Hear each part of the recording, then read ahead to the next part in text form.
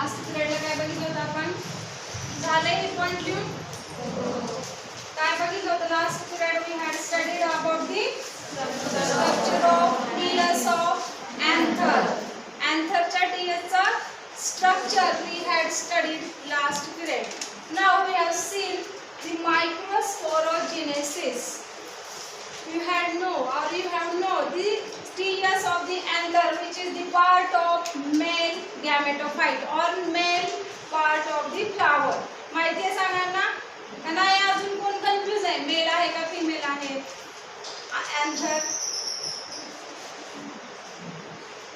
Anther कोणत्या कशामध्ये सापडतो? एंथर मेल गॅमेट अँड्रोसियम मध्ये असतो का गायनोसियम मध्ये असतो? अँड्रोसियम काय आहे? It is male reproductive organ of the flowers. हे लक्षात ठेवायचं आहे. एंथर म्हटलं की त्याच्याशी कशाशी रिलेटेड येणार? अँड्रोसियम मेल गॅमेटशी रिलेटेड येणार. मग त्याचं स्ट्रक्चर बघितलेलं आहे. टेट्राड आहे किंवा त्याच्यामध्ये काय काय आहे? टॅपेटम आहे. मग कोण सांगते टॅपेटमचं फंक्शन किंवा what is the function of tapetum? टॅपेटमचं काय फंक्शन आहे?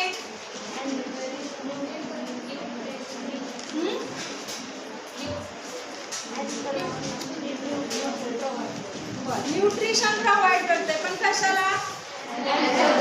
Wall of the anther. एंथरची जी वॉल आहे, वॉल म्हणजेच आउटर मोस्ट लेयर जो आहे, त्याला न्यूट्रिटिव्ह फंक्शन कोण करते? टॅपेटम. जसं की मी ॲनिमल रिप्रोडक्शन मध्ये कुणाचं काय सांगितलं होतं? ॲनिमल रिप्रोडक्शन मध्ये स्पर्मला न्यूट्रिशन देण्याचं काम किंवा which part is the nutritive part in the animal reproduction? Certainly cells. हे लक्षात ठेवा दोन्ही पण, कारण न्यूट्रिशन ॲनिमल मध्ये कुठलं आहे? कारण sperm which is the part of the male gamete. Mail gamete मध्ये फॉर्म होणारा तो एक काय पार्ट आहे. Similarly in the plants, anther which is the part of the androsium and androsium which is also in male flowers. Okay. Now microsporogenesis. मी सांगितलं होतं micro आणि mega. The difference between micro and mega.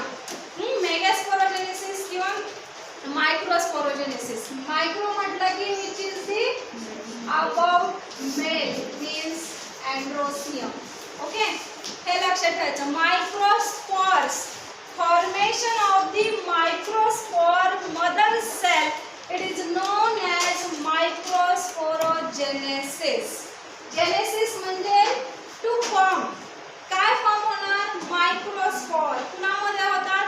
Anther मध्येच होतात microspore किंवा androecium consisting anther, stamen, and they can form the microspore and which is known as microsporogenesis. Genesis म्हणजे to form. मग काय form होते? Microspore. But in the formation of microgenesis, there is a division, cell division types occurs.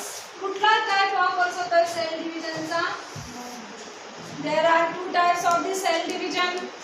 माहिती आहे cell division 11वीत मीच घेतलेला आहे तुमचा, आणि वारंवार 12वीला सुद्धा सुरुवातीचं लेक्चर सेल डिव्हिजनच टाकलं होतं मी. What are the type of cell division? इथं तर एक दिलेला आहे meiosis and mitosis. Amitosis पण आहे, but mostly occur meiosis and mitosis. Mitosis is reduced काय इक्वेशनल डिव्हिजन आहे का रिड्यूस्ड आहे? मियोटिक आणि meiosis आणि mitosis. स्पोर फॉर्म होत आहेत. कसले स्पोर? मायक्रोस्पोर. कुठल्या सेल डिव्हिजनच्या सहाय्याने? मियोटिकली म्हणजेच mitotic cell division which can occur and microspore they can divide. मग इथं एकाचे 2, 2चे 4, 4चे 8 असे मायक्रोस्पोर अनेक फॉर्मेशन होतात. मायक्रोस्पोर म्हणजे पोलन ग्रेन. मायक्रोस्पोर म्हणजे काय? इथं लिहिलंय खाली पोलन ग्रेन्स. अनेक असतात पोलन ग्रेन्स. त्याचं स्ट्रक्चर टेट्राड आहे, बट कितीतरी असतात. एका फ्लॉवर्स मध्ये कितीतरी पोलन ग्रेन्स असतात. जास्वंदीचं फुल माहिती आहे सगळ्यांना. त्याच्यामध्ये ते येलोइश कलर असतो की नाही बाहेर आलेला त्याला, ते पोलन ग्रेन्सच असतात. मक्याचं सांगितलेलं आहे मी एक्झाम्पल, मक्याचा तुरा आहे तर तो जर असा झटकला तर भरपूर पोलन ग्रेन्स तिथं पडतात, कारण तो काय नाही मेल गॅमेटोफाइट आहे. आणि पोलन ग्रेन्स कुठं असतात? मेल गॅमेटोफाइट मध्येच कन्सिस्टिंग असतात. तर मायक्रोस्पोर म्हणजेच काय? Pollen grains. हे डिवाइड होतात कसे? मियोटिकली. मग कोण सांगेल? Meiotic cell division which is equational cell division या रिड्यूस्ड. कसला टाइप आहे? मायटोसिस आणि meiosis. It is a type of cell division. एक टाइप इक्वल डिवाइड होतो म्हणजेच 1 चे 2, 2 चे 4, 4 चे 8 आणि एक काय होत असतो अप टू 13 इयर्स मियोटिकली मध्ये सेल डिवाइड काय होतात? रिड्यूस होतात 13 इयर ओल्ड पर्यंत. For example it is cell mother cell. Mother cell काय डिवाइड होत असते? काय डिवाइड करते? Daughter cells. त्या एकच्या किती झाल्या? 2 झाल्या. परत ह्या 2 काय करणार? 4 मध्ये डिवाइड होणार. म्हणजे इथं number of the sale which is increase या डिक्रीज? वाढतोय इथं नंबर. ज्या सेल डिव्हिजनच्या टाइप मध्ये नंबर वाढतो that type of the cell division which is mitosis type of the cell division. मग इथं पोलन ग्रेनचा नंबर इक्वल होणार आहे, वाढणार आहे का कमी होणार आहे? कारण मियोटिक म्हणजेच कसा? इक्वल का रिड्यूस? त्याचे आहेत की नाही फेजेस आहेत? प्रोफेज, एनाफेज, टीलोफेज, मेटाफेज मिडलला, एना बॅकला, डीलो म्हणजे लास्ट ऑफला. हे झालेलं आहे type of the cell division. आणि नंतर पॅचिटिन, झायगोटिन हे झाले मियोसिसचे. मियोसिस फर्स्ट आणि सेकंड मध्ये डिवाइड होत असतो.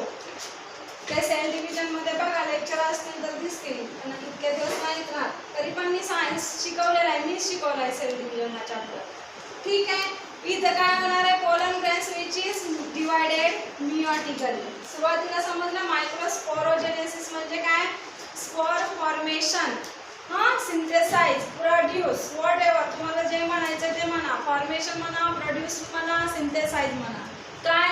Pollen grains it is known as microspore. कळलं? ते फॉर्म होण्याची प्रोसेस म्हणजेच मायक्रोस्पोरोजेनेसिस.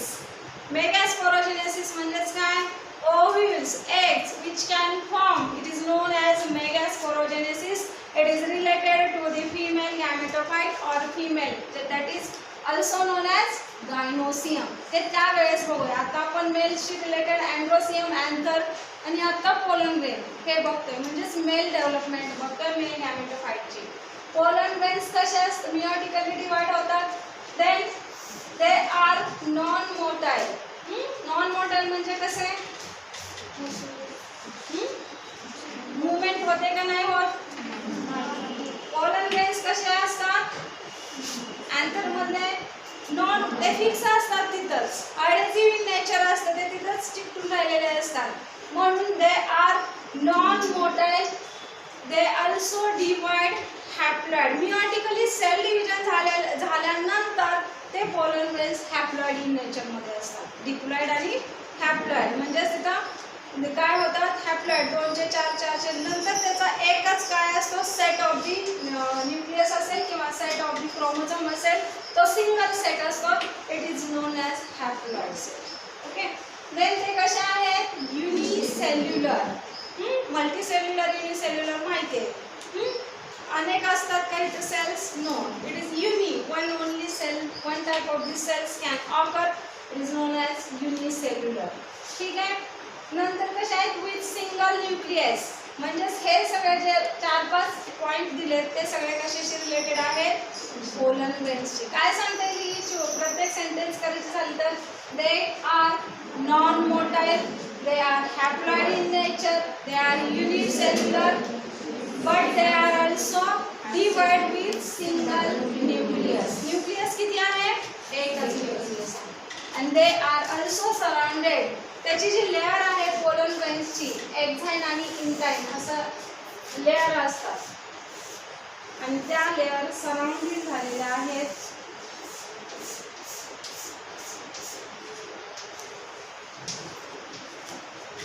कशाने सराउंडेड आहेत? sporoderm. Nucleus which is surrounded or pollen grains surrounded sporoderm. आता सोपा आहे एकदम. Derm means epidermis बघितलाय तुम्ही. epidermis म्हणजे कसला लेयर असतो? Mesoderm, epiderm and endoderm. हे कुठल्याही सेलला तीन प्रकारचे काय असतात? लेयर असतात. epi means outer layer, meso means middle layer आणि एकदम आतला असतो तो endoderm. derm means layer. सगळ्यात बाहेरचा जो असतो तो epi असतो, मधला असतो मिडल साइडचा असतो तो मेसोडर्म असतो आणि त्याच्या आतमध्ये जो असतो तो एंडोडर्म्स असतो. मग इथं सेम स्पोरचा डर्म मीन्स काय? लेयर. मग स्पोरचा डर्म म्हणजे स्पोरोडर्म. समजलं? काय सराउंडेड आहे? Nucleus which is surrounded by sporoderm and that sporoderm which is also divided into two layer, that is exine and intine. In म्हणजे कसं असेल? आतमध्ये एक्स म्हणजे एक्सटर्नल लेअर. समजलं इथपर्यंत? स्पोरोडर्म काय होतंय? दोन परत लेअर मध्ये डिवाइड होतंय. Outermost layer which is known as exine and below the exine intine which is formed, that is called as intine किंवा inside layer which is also known as intine. Then intine and exine हे दोन काय झालेले आहेत? Layer आहेत. मग हे दोन लेयर कुठल्या केमिकलने बनलेले आहेत? ते तो पण क्वेश्चन विचारला जातो. स्पोरोपोलिन इथे दिले. कशामध्ये आहे? एक्झाइन. म्हणजे हा जो लेयर आहे कुठला? एक्झाइन इज आउटर लेयर. कुठल्या केमिकलने बनलेला आहे? स्पोरोपोलिन या लेयरने बनले. सिमिलरली इंटाइन जो आहे तो पेक्टिन अँड सेल्युलोज या लेयरने बनलेला आहे. मग काय आहे? स्पोरोपोलिन अँड पेक्टिन सेल्युलोज हे काय आहेत? कोण सांगते? काय आहे ते? त्यांनी बनलेले आहेत. कुठलाही सेल, कुठलीही लेयर असेल तो एक स्पेशल किंवा युनिक असतो. त्याच्यामध्ये युनिक सबस्टन्स असते. सेल वॉलचं स्ट्रक्चर माहिती आहे सगळ्यांना? सेल वॉल म्हणतेस. पोलन ग्रेनची वॉल नाहीये, cell wall. General structure of this cell आणि ती सेल वॉल कुणामध्ये असते? सेल वॉल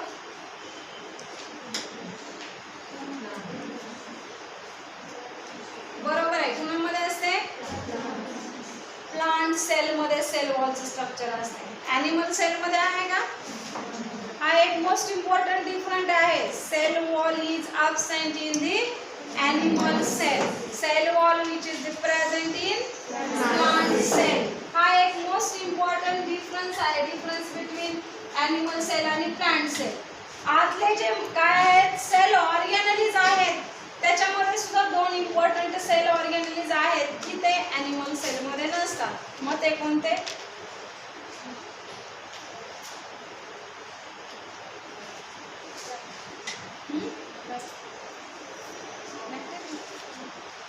बॅक्टेरियाची सेल वेगळी, त्याच्यामध्ये असते व्हॅक्युअल. ओके. अजून क्लोरोप्लास्ट ऐकलंय सेल ऑर्गॅनलीज मध्ये?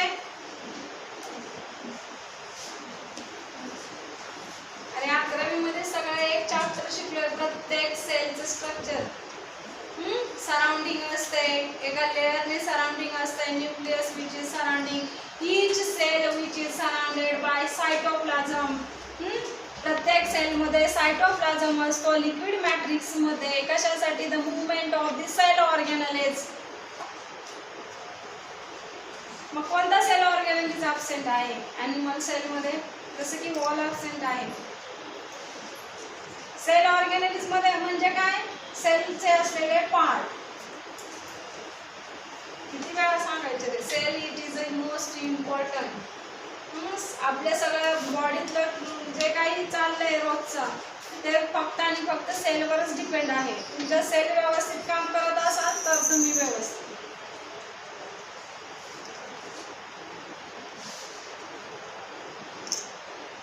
आणि ज्यांच्या सेल ॲनिमलच्या किंवा ह्युमन बिईंगमध्ये फॉर एक्झाम्पल आपल्या सेल जर मायटोटिक सेल डिव्हिजन व्यवस्थित प्रॉपरली डन करत असतील होत असतील तर काय होतं, आपलं जे स्किन आहे स्किनमध्ये सुद्धा एक टाईप आहे सेलचा.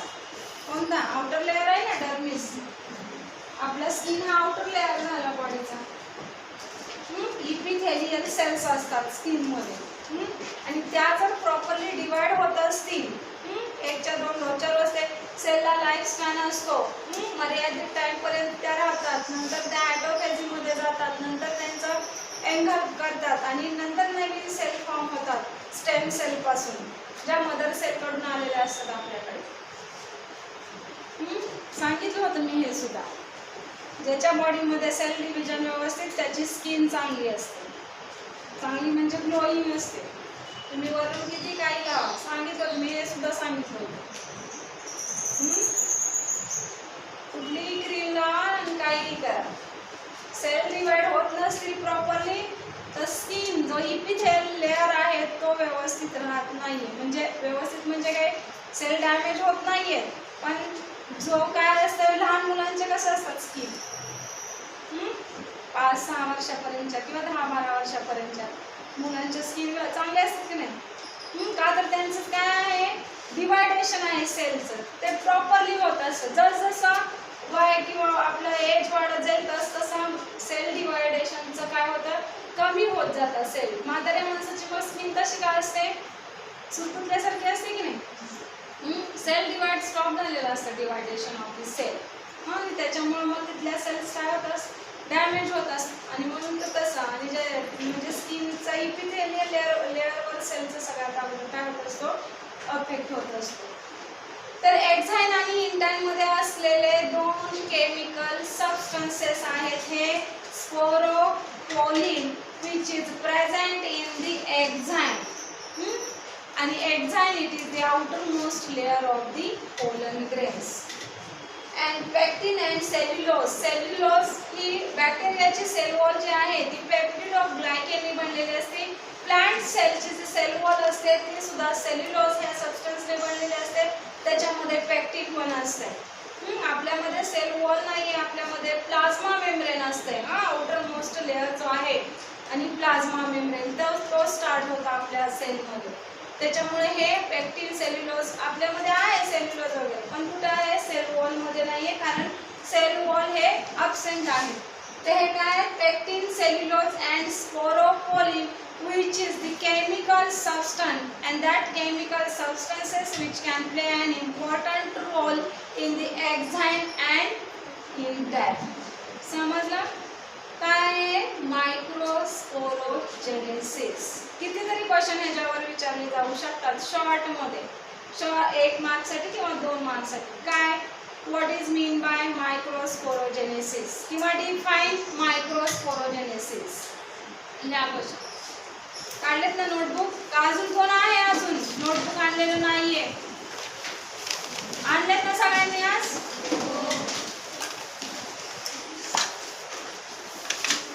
ते आन्सर तुम्ही लिहून आणायचे. Define मायक्रोस्पोरोजेनेसिस.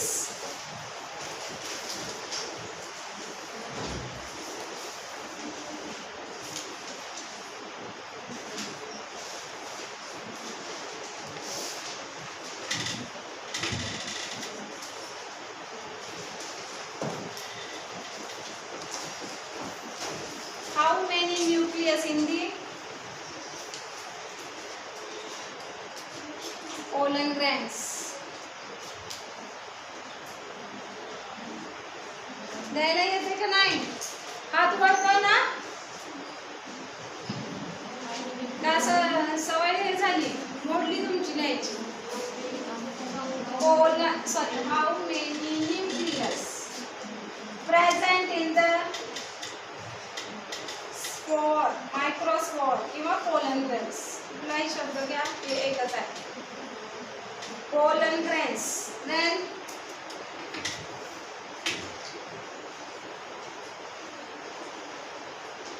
what is sporoderm?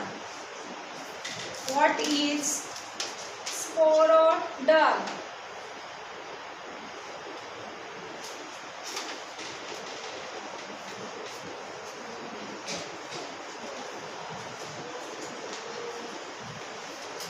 What are the layer of pollen grains? What are the layer of pollen grains?